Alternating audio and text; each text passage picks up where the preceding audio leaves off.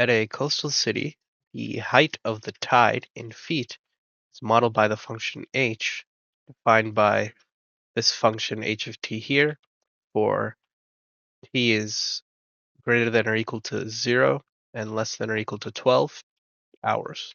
Based on the model, which of the following is true? So we need to find out which one of these statements is true for this model.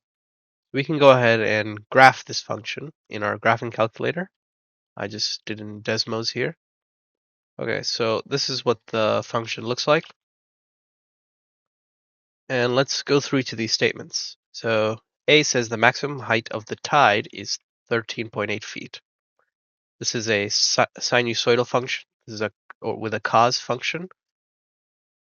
So we just need to look at the maximum height at the top of the wave. We see here that at the top of the wave, the y value of h of t, which is the height of the wave, is 13.8. So this is true. The maximum height of the tide is at 13.8 feet. Now so this is probably correct, but let's go through the rest.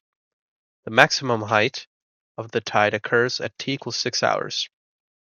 So at t equals 6, the height is 1.2 feet, which is clearly not the maximum height. So the maximum height does not occur at 6 hours because 1.2 feet is not the maximum height. The minimum height of the tide is 1 feet. No, the minimum height is 1.2 feet. We see this here at 6 hours when it's at the bottom of the wave. The minimum height of the tide occurs at t equals 12 hours.